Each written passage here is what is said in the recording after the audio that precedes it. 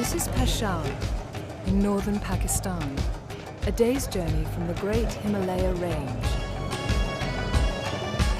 It was here in Peshawar, 30 years ago, that a long-time geological mystery unexpectedly surfaced. It all began at the University of Peshawar, where a geology student named Qasim Jan was pondering his future. He sought out his professor for advice. He took me to this map, showed me, pointed out this blank area and said, here is a big chunk of Pakistan territory in the northwest Himalaya which has not been previously mapped. Go there, you can work for all your life there until you die. What Qasim Jan didn't know was that his quest would lead him to a mountain unlike any other mountain on Earth. A mountain that would shed new light on that great unsolved geological mystery. What makes a mountain grow?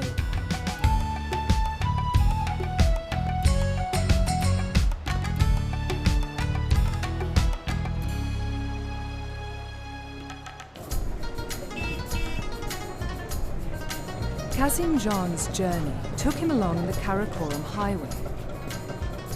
For thousands of years, travelers from India and neighboring countries had converged on this part of Pakistan on their journey northward. The Karakoram Highway was the only road that would lead Qasim into the great Himalaya range. It was slow going on this narrow highway, heavily plied by trucks bound for China. Heading north, the land quickly became steeper and more unstable. Entire villages were perched atop freshly gouged landslides, ready to spill into the river far below. The road itself was extremely precarious. It clung to a cliff above the steep gorge of one of the Earth's most important rivers, the mighty Indus. This river once supported one of the great cultures of the ancient world, the Indus Valley civilization. Today, the Indus continues to bring life-giving water to all of Pakistan.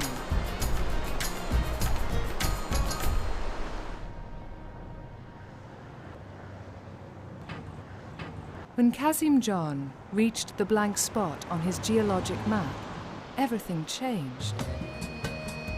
This was Kohistan, and it was a most formidable place. In spite of the torrents of water crashing through the landscape, Qasim thought of it as a mountain desert. He immediately noticed that the rocks of Kohistan were completely unlike anything he had seen on his journey. And sticking up above Kohistan was an enormous and very strange mountain.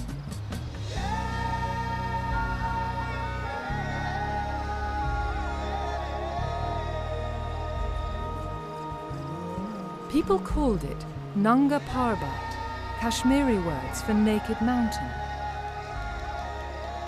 Its sides were so steep that snow did not blanket it completely.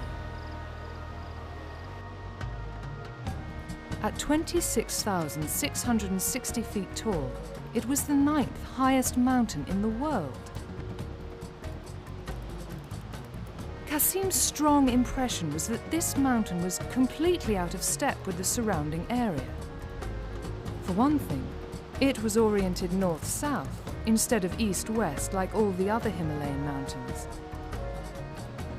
And it was so much higher than the Kohistan terrain around it.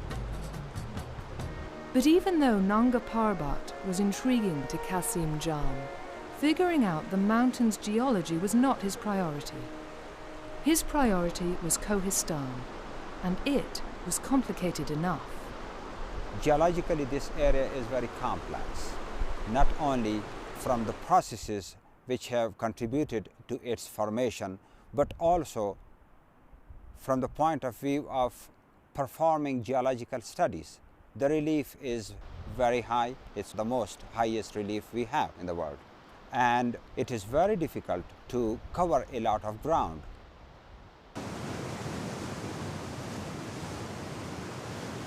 Filling the hole in the geologic map would take years of trekking in this difficult terrain, crossing and recrossing these racing rivers. Qasim Jan would have to draw in all the mountains, rivers and fault lines he found in unmapped Kohistan. And he'd have to note where one type of rock ended and the next began, but only after taking hundreds of rock samples back to the lab for analysis. Qasim's teacher was right. This could take a lifetime. Yeah, this is all quartz. Logistically, too, the area has many complications.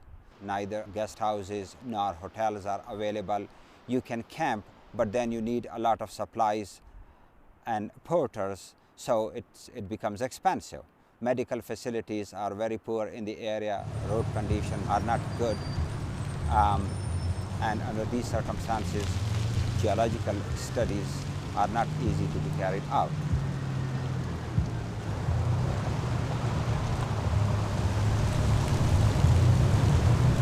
The good thing about the area, however, is that the people are very helpful and hospitable, and the scenery is fantastic despite that it is a mountain desert. So, Qasim Jan immersed himself in Kohistan. He could only hope that someone else would come along to help make sense of Nanga Parbat. What he didn't guess was that the help would be coming from another legendary mountain range, the Alps.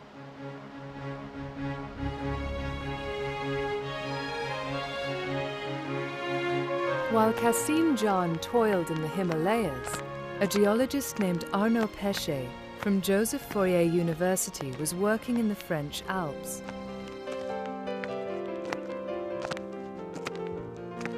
Like Qasim, Arnaud was the product of a mountainous region. Having grown up in the Alps, he was well acquainted with the mountains' look and feel, their structure. As a young man deciding on a field of study, Arnaud concluded that structural geology would suit him well. The idea was to have a work where you combine work outside and work in the lab, where you can be in mountain. I was a mountaineer and I was liking to climb, so it was a good way to join the two things, climbing and intellectual work.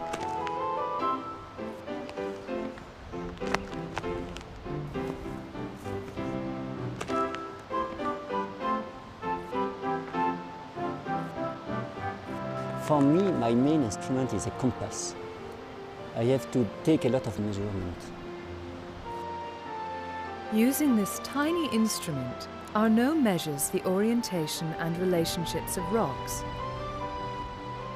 This lets him generalize to the larger mountain, figuring out if its rocks are bent or flat, turned sideways or sticking up. Arnaud loved working in his own backyard. But like all mountain geologists, he began to hear the call of the greatest mountain range of them all, the Himalayas.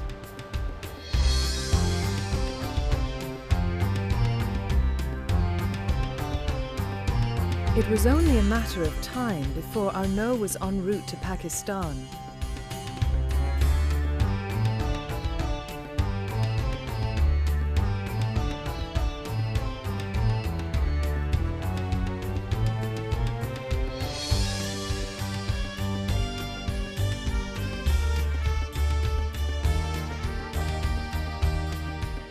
As the plane approached the border between Pakistan and China, high peaks suddenly loomed up directly in its flight path.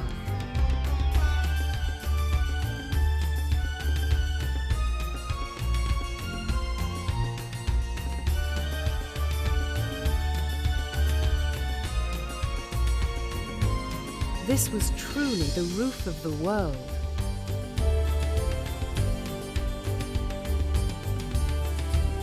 Clustered here are more high mountains in one place than anywhere else on Earth. They are part of the Karakoram range. The highest of these high peaks is K2.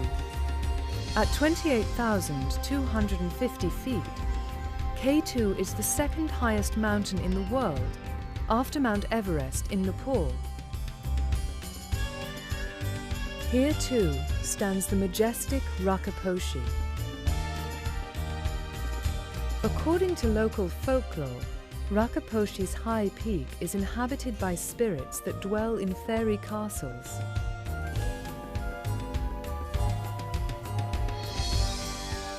Just when it seemed the peaks had finally run out, a huge mountain, perhaps the biggest mountain in the world in terms of sheer bulk, appeared at the window. It was Nanga Parbat. The mountain had a tremendous presence, like a gigantic, sprawling creature raising up its massive, bulky head. Right away, our nose saw that there was something very strange about the way Nanga Parbat was situated. The way it stood, off by itself and turned sideways to the rest of the Himalayas, beckoned our nose to take a closer look.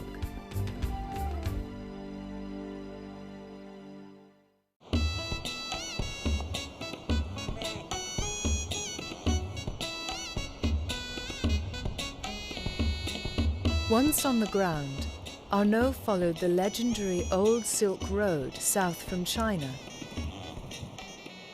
Through this remote and magical land had journeyed the silk traders of antiquity, and pilgrims, conquerors, and kings. Above them all towered the high, jagged peaks. Studying those peaks, what impressed Arnaud about the Himalayas was that the mountains lined up in neat, regular rows, all the way from Pakistan through India and Nepal, Tibet and Bhutan.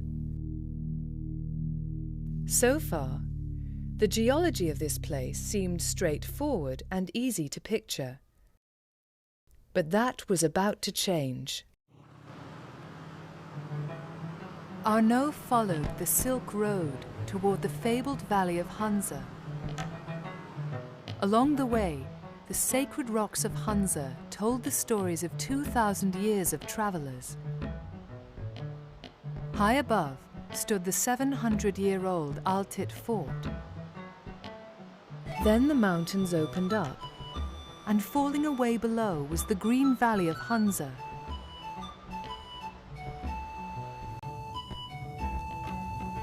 It was a refreshing sight to the road-weary traveller. Legend had it that the people of Hunza never fell ill and lived exceptionally long lives. They grew wheat here, and maize and apricots. Their terraces climbed straight up the mountainsides. For irrigation, they siphoned water from the ends of melting glaciers.